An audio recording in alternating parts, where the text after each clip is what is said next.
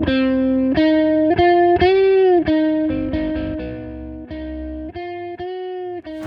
Abbott is one of the great basketball writers, more than a basketball writer, a basketball thinker. He knows data. He's great at communicating. His True Hoop network is that. And he's fascinated in many aspects of the sport and sport. But he's also interested, and you can't not be if you're a hoop head, very interested in injuries because the NBA lost 6,000 minutes to injuries this last year. Things are going off the cliff. These gigantic men banging bodies into the ground, banging bodies into each other. What can we do about it? He has an answer. The name of his new book is Ballistic, the New Science of Injury-Free Athletic Performance. And it talks about a figure named Dr. Marcus Elliott, who runs the Peak Performance Project. Okay, that's grandiosely named, but I think it might be true. Henry, welcome to The Gist. Wait, Mike, did you just do that from memory, or were you reading that? No, I had the name of the book memorized, not memorized, up on a screen. I'm impressed. Yeah, that was good. Yeah. No, thank you for having me. This is going to be fun. I have a skill set, like it's not landing well. It's not. My personal trainer once told me that I had the worst body, what was the word for it? Like worst body awareness of anyone she's ever trained. So that's good. Yeah, that's not a natural thing for me either. I'm more of a grinder. Like I'm more of like, I'll show up at the gym. I'll do the stuff, but like, it's not like, when someone actually said to me, movement moron is a phrase I heard once. Yeah, I didn't love hearing that. Yeah. But you make up for it, right? Don't you like throw rocks for fun and weird things like that? Sure, let's go with that. Whatever the challenge is, I'm in. Let's go. Yeah. No, what is that thing you do in the upstate high rocks? New York? Are you talking about? Yeah, what is that? Oh, this is not. Yeah, okay. This is. I think it's like America's fastest growing sport, and it's coming up soon on the east on the. It's like Hudson Pier. There's a big pier that used to be where they would tow your car if it was parked in Manhattan. And now it's kind of a park. It's like air quotes park, even though there's no like living thing there. But that thing is taken over by like 5,000 athletes, including Lance Armstrong's people. And you do 8 difficult CrossFit type events with a kilometer run in between each thing. So you push a heavy sled, you pull a heavy sled, you 100 wall balls. The worst thing in the world, literally the worst thing that could happen to you is a burpee broad jump, which is, oh God, you just throw your body on this baking hot ground and then you stand up again and then you jump again. And yeah.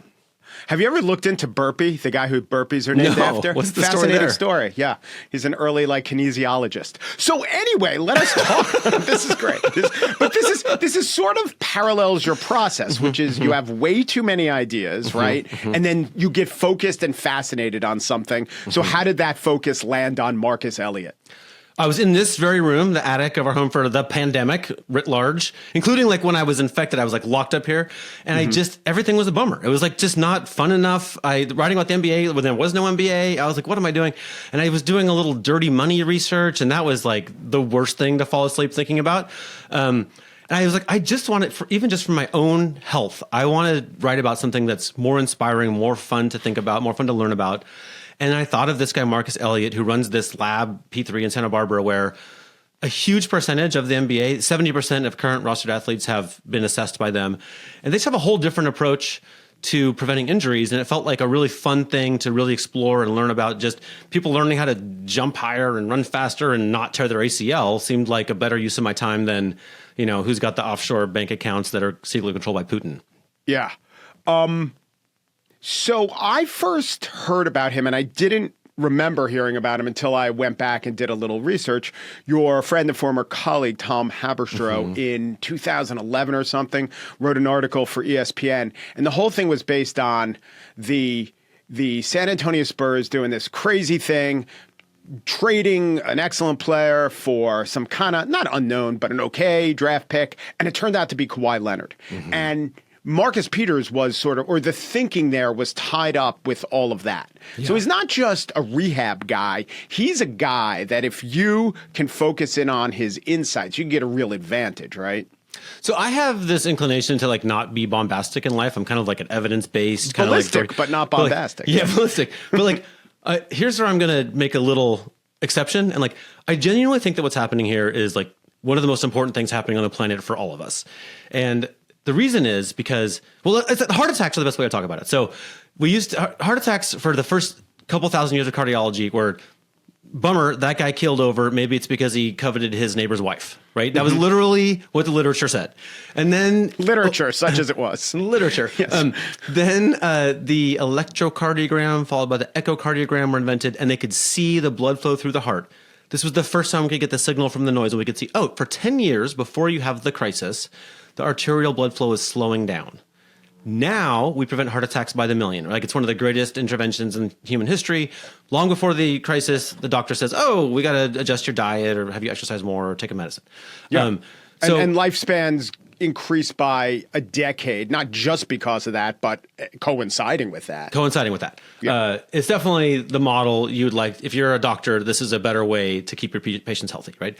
So this guy, Marcus Elliott, tore his ACL on his 17th birthday, and he wanted to basically do that for sports injuries, which has never really been seriously pursued before, and spent 35 years knocking around. He studied every different kind of medicine there is, basically trying to find the signal, right? And eventually it became movement data, super clear. Now they're 20 years into like this, force plates, infrared cameras in the ceiling, little sensors on your body, and you move. Like Anthony Edwards is in there jumping and cutting, and in all of that data set, which they have 134.4 terabytes of now, are the clues. These are the signals. This is how you can see an ACL tear in the weeks, months, and years before you tear your ACL. Tell me about a force plate. What is it? How does it work? It looks just like that thing when they're gonna weigh your luggage at check-in at the airport. Right. So there are two of those. They're surrounded in concrete in the floor at P3, and they're actually split in half. So they're together. And you might, for instance, if you're Anthony Edwards, step off an 18-inch plyometric box, land with 1 foot on each force plate, and then jump to the moon. Right. That's what he would do.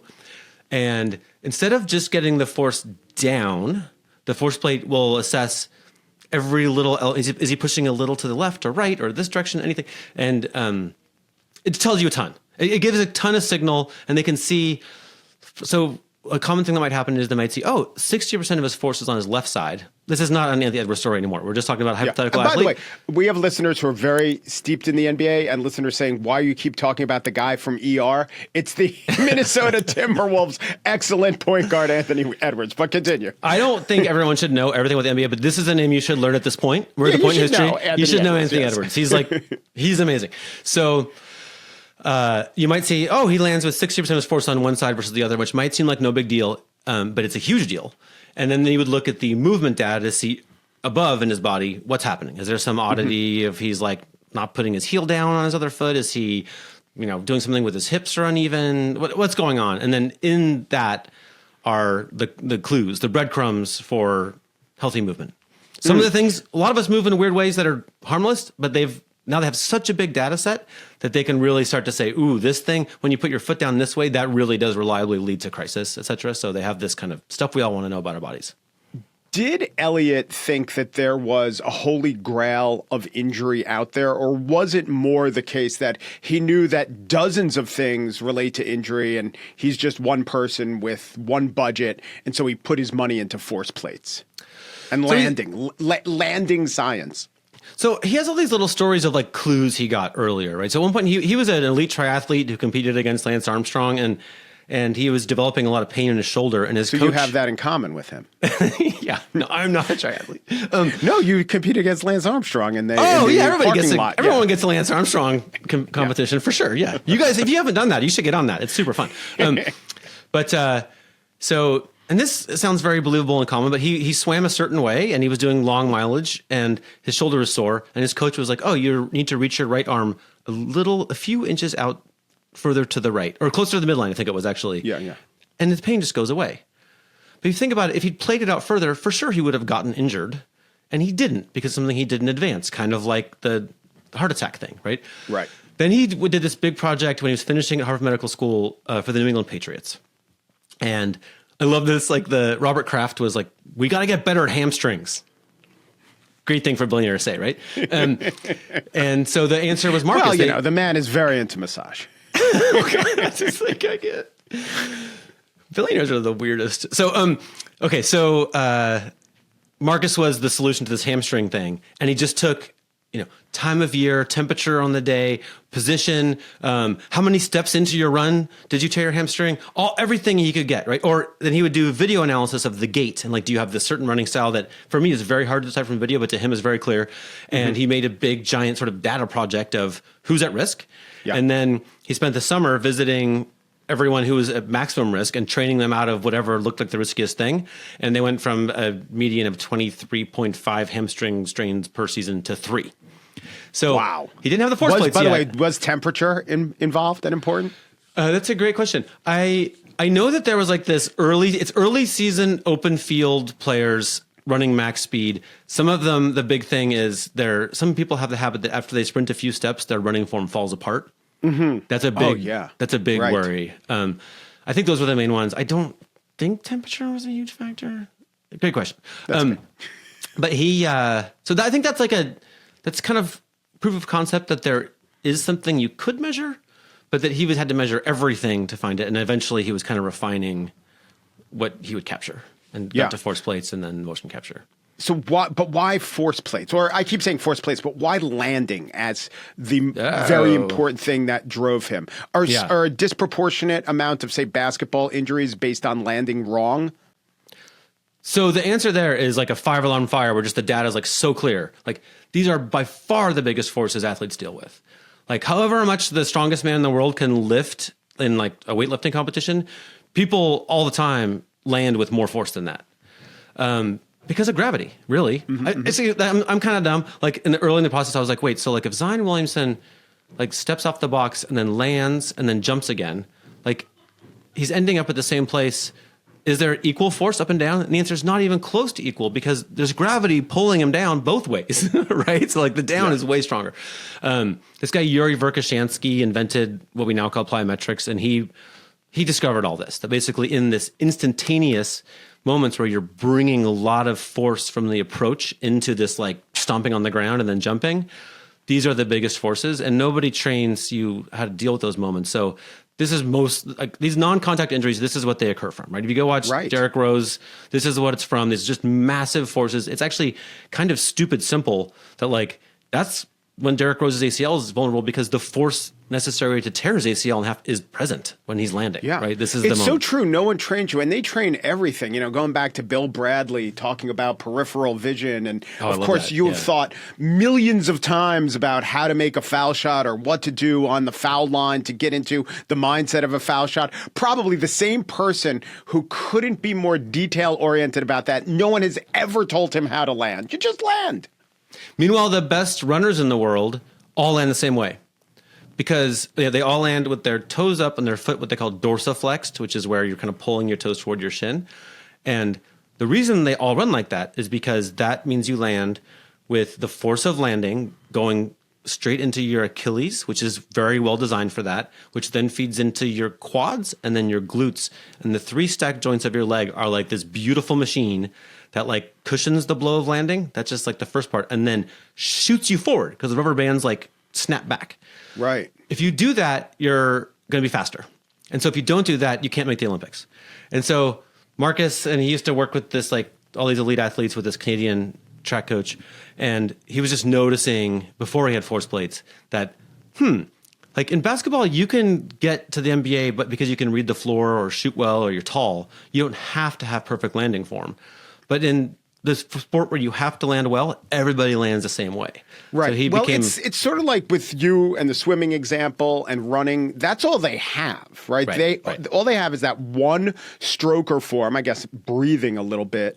But in the NBA, there's so much else to work on, and there's so much mental load just about where to go on plays. It's very, very complicated. And then you work on the skills. You work on, I guess, maybe not rebounding, but you definitely work on your shooting. You work on so many different types of shots. You don't even think, unless you know Marcus, to work on landing form like a runner would. And, also running doesn't take that much of your time in basketball. So even though it's the equivalent of running form and landing form, you could see why it wouldn't come up naturally. It's just not something we've understood well, right? It's like the cardiology before the electrocardiogram, right? It's just off the radar that this would be such a big thing. But as soon as you see it, I mean, the numbers are ridiculous. There's an NBA player landing with a force of 11,000 newtons in their database. That's, it's triple the force necessary to fully sever a human spine. Yeah. You talk about the volleyball player who has that spine severing landing, and she's not very big. She's a tiny person. She's a tiny fit person. I think she's 5'5", Katie Spieler, and she landed with, I want to say, 3,100 newtons of force, which is exactly about the amount it takes to sever a human spine. So an NBA player does 3 times that. Now, we don't know this particular player. He's anonymized, but we do know Zion Williamson, who is, I guess, has the most mass of any player. I mean, if you take Taco Fall's mass distributed across body. Taco Fall was there when I was there, actually. That's no so way. funny. Yeah, totally. He's also a great swimmer, or great a guy. swimmer. Yeah. No, not a great swimmer. He just learned to swim. But Zion Williamson, this gigantic person, what kind of force was he landing with? So they have a thing they like to say about Zion at P3, which is he pushes on the earth harder than any other athlete they've ever assessed. Oh my God. It's a little different from landing force. It's like the second part of the jump where he's like pushing up. So this is informed by his size, but also his strength. So I remember when one of the many times he got hurt early on, the line was they're reteaching him how to run. And it just got mocked so much. What are we doing here? How do you not know how to run? Every single bit of mockery. That's not exactly this, but it's related to this, right? You have to, if you want to have a long career, you have to relearn some of these basic things, don't you? Yeah, they did a giant project with like machine learning going through all of their servers full of data. And they basically had the machine learning just kind of learn what it would learn about what kinds of players there are. And it came up with this 7 types of movers. And, Zion's in this category known as specimen, which is like the biggest forces. They're the rarest, but they're also in a way very vulnerable because they have like the big engine, but the same tires as everybody else, right? Yeah. The training they do at P3 is trying to gear everyone toward this group they call kinematic movers, who are just doing a nicer job of moving the forces through their bodies without trauma, right? And they're not quite so magically explosive. They don't jump so high, but they play a long time. They show up on a lot of all-star teams. They win a lot of championships, and they don't get hurt. So like, this is what we call want these guys, would the announcers say of these guys, they move so fluidly? Would it appear that way to the naked eye? It does sometimes. I mean, Who are these? Who are some of these kind of guys? I know that they kind of made a stink about CJ McCollum is like not particularly athletic, but he just kind of moves through the lane in a way that like, can you jump off your left foot, your right foot, both feet, whatever kind of thing you have to do, you're able to execute it without getting in some extraordinary, dangerous, outlandish position. That's so cool. And then I love the part of your book. So I think we're all getting our heads around, yeah, this makes sense. Running, landing, that's basketball, jumping.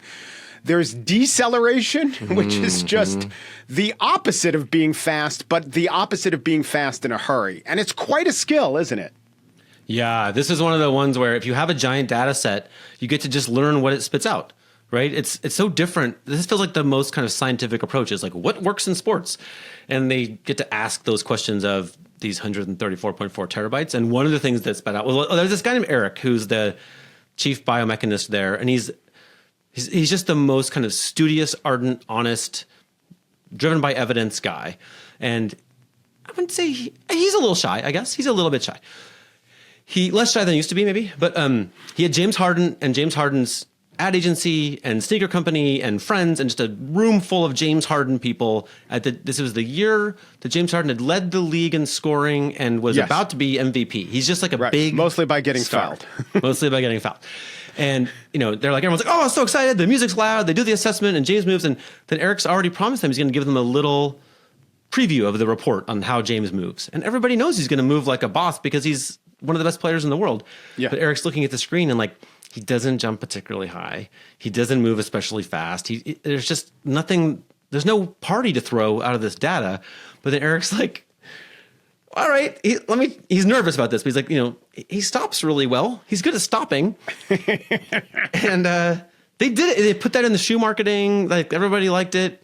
Eric was not embarrassed about it. But since then they found it's absolutely a movement super skill. It's a physical system you can build with training. James Harden happens to be super elite at it. And across sports, these people who do this overachieve. About the same time this Harden thing happened, they had this 17-year-old visiting with his mom from overseas, and he tested like Harden, and Eric was like, well, if this is a real thing we're onto, then that guy will do well.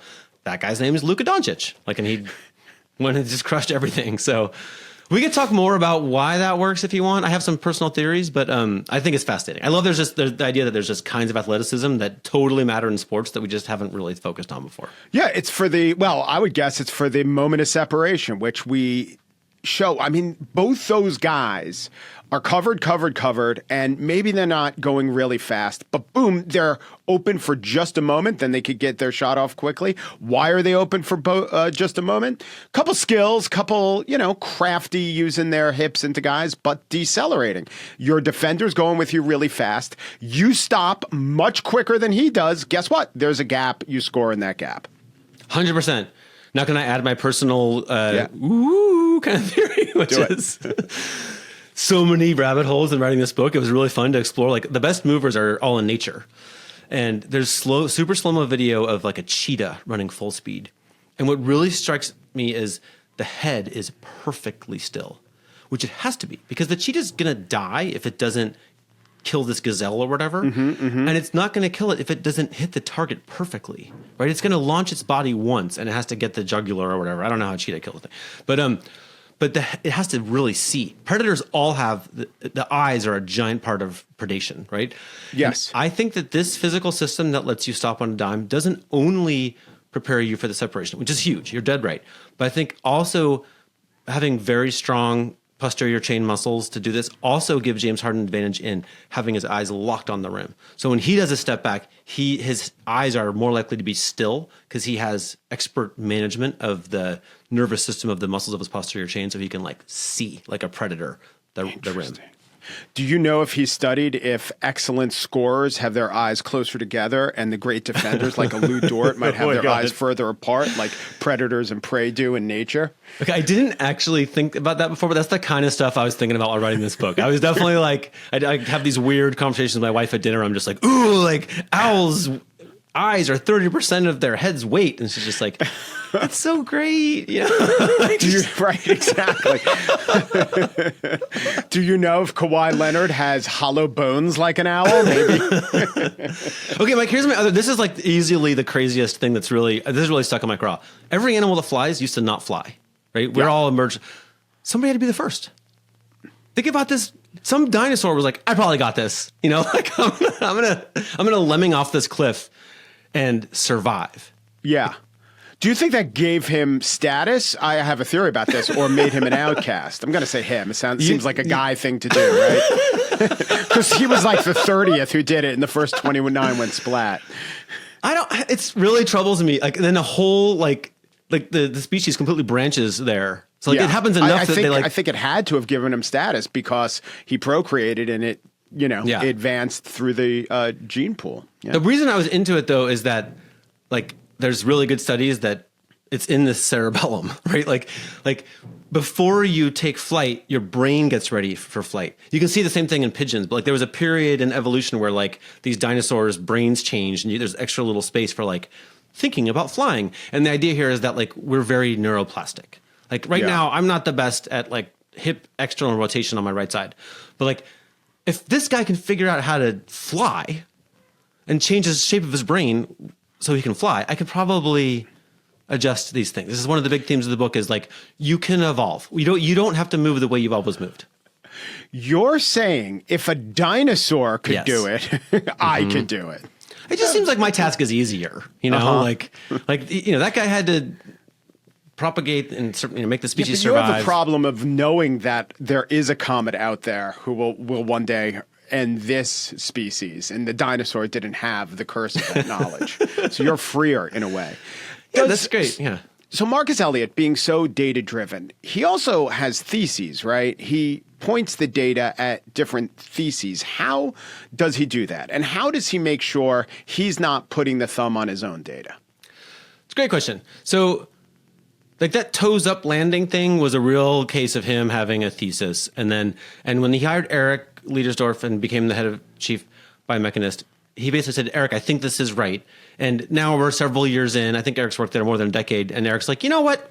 I think you might be right. So that's a case of a thesis. But their favorite thing is the opposite. They have had so many cases of, these NBA players land with this form and these other ones land differently.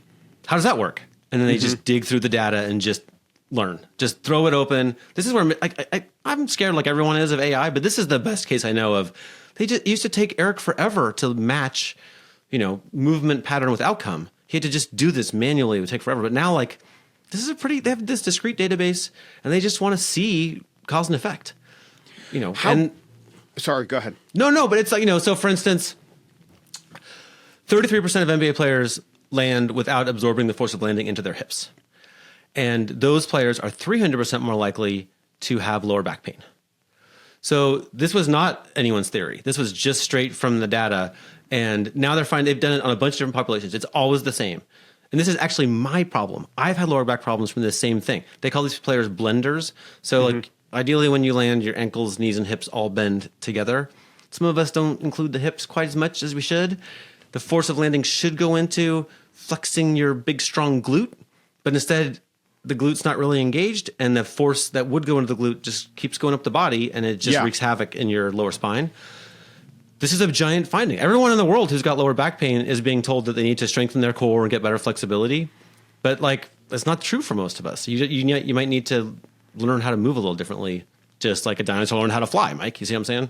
Yeah. I once interviewed John Starks, who was endorsing this new kind of shoe that was sneaker that was gonna I don't know what his claim was, but cut ankle injuries in half by 2/3, whatever. And there was a lot of support around the ankle. And then I shipped the shoe to a leading shoe expert, sports science of shoes at the University of Calgary. He's like, yeah, this will almost definitely reduce ankle injury. What's going to happen is the stress travels up the leg and it's going to increase knee injuries. There's no other way around it. So this is how the interconnectedness of our body is. And that's, you mentioned core strength. I think it's so important. You can't ignore it. The core is everything. I think it benefits by being called the core. But it does seem to me that we've maybe gotten to the place of overemphasis on the core since the body is so interconnected. If you have an A+ core and B- hips, you're not actually doing yourself any favors, I would say. Yeah, these words are not terribly useful, right? I mean, core is probably 300 muscles. I don't know. It's something like that, right? It's a number, and they work symphonically, right? And I think that because our gym teachers were kind of made everything sound pretty basic and cut and dried. We have this idea that our bodies are just super simple, and if it doesn't work, we'll cut it out. The fact is, it was always super complicated. We just didn't understand it. And so, you could have any one of those 400 muscles messed up, and you might feel it nearby or far away. It's very complicated. There is no shortcut. I don't want to be disappointing. The truth is, probably whatever's wrong with your body, just like if you're worried about your mental health or whatever, it's a very high skilled position to find out what exactly is wrong. That said, there are some shortcuts because this giant data set they have at P3, they really find that the vast majority of injuries are caused by how your foot hits the ground, your knee down, and your hips. Those are the two areas where the vast majority of the bad things happen. Right. And as your book shows, while it's true that hips don't lie, we lie about hips. For instance, calling the thing the hips when it's really a symphony of muscles. So many including TFLs one weird and one QLs that and you were tortured over. What's that? What's it called? It's like a PS psoas. Psoas. PS. It's one of the biggest muscles in your body. Yeah, but it's weird. It starts on the spine. It wraps around. Yeah, it's kind of like the Force in Return of the Jedi. This is actually kind of funny. So. I was just in Santa Barbara a couple weeks ago, and that quote from the book is on the wall in the gym now. So cool. So the deal is, I had never had a psoas release. A lot of people have. I'm sure a lot of people are nodding along.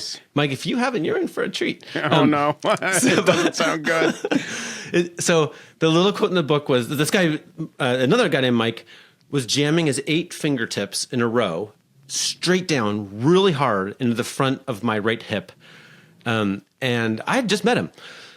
And You didn't even ask first. I could barely contain just like the sweaty temples, just the sort of, and I had this line that like at that time I considered myself an atheist, but then I realized like I think I did have a soul and Mike was choking it. That was the feeling I had. And that's what it says on the wall now. And subsequent SOAS releases go better, but it gets a little gummed up. It's a big muscle that goes from the inside of your lower spine, around the front of your hip, and then up into your kind of no square. And if you do this release, it can make a giant difference to your positioning, your ability to move. It's a great thing. Afterward, you feel 10 years younger.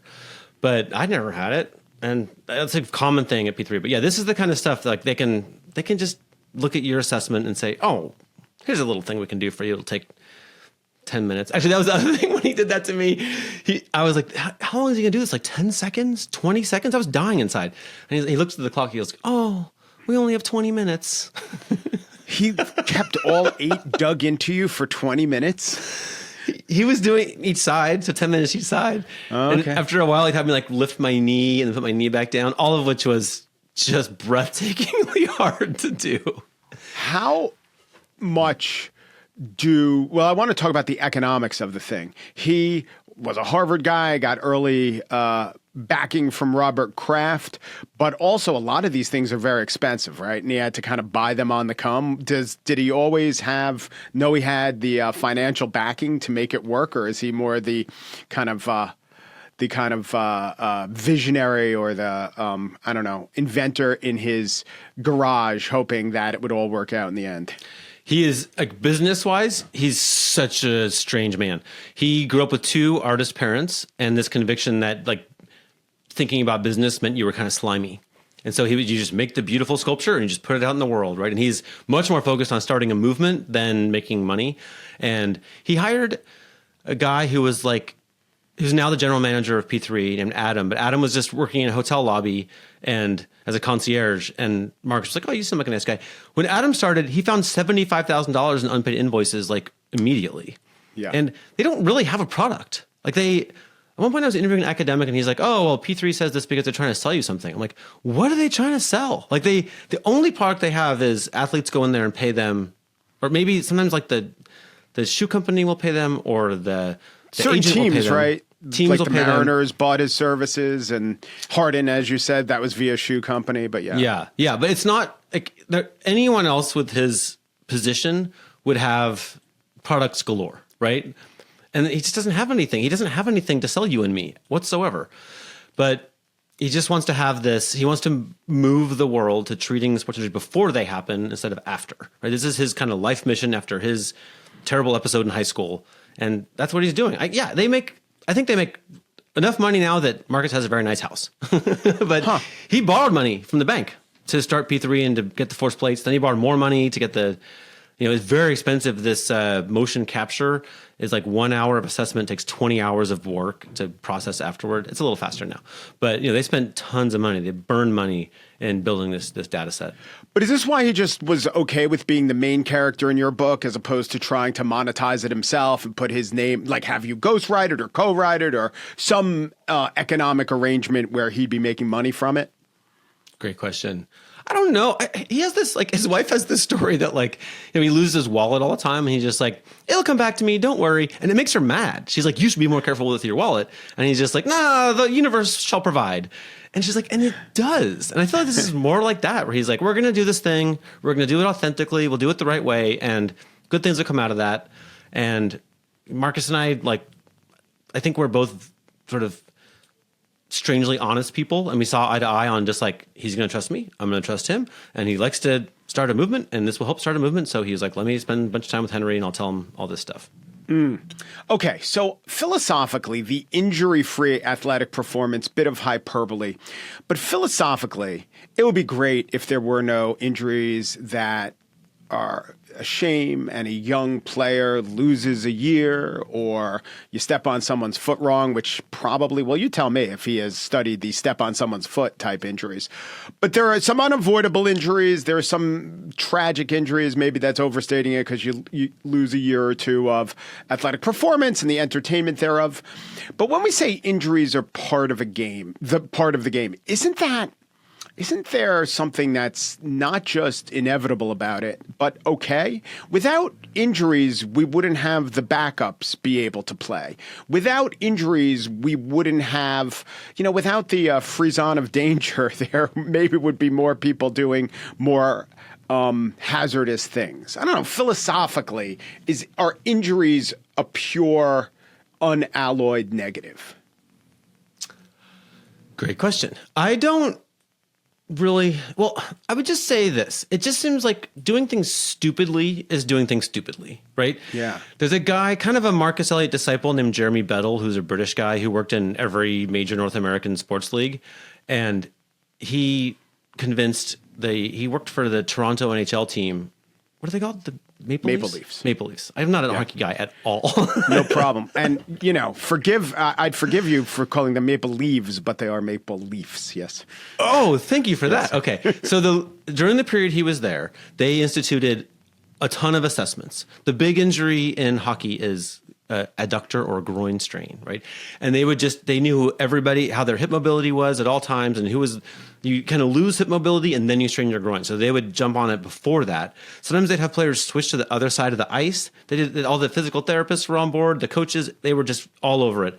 And according to Jeremy, they didn't have a single non-contact injury of any kind for 4 years. So what are we doing? How many NHL bodies is the right number to destroy in the name of not doing assessments, right? It just seems really weird to me. So I don't mind that I get injured sometimes, right? I can accept some. But right now in the NBA, I think we're close to half of the stars in the NBA are out injured right now. This playoffs has been like every few days, there's another star that's just done. Yeah.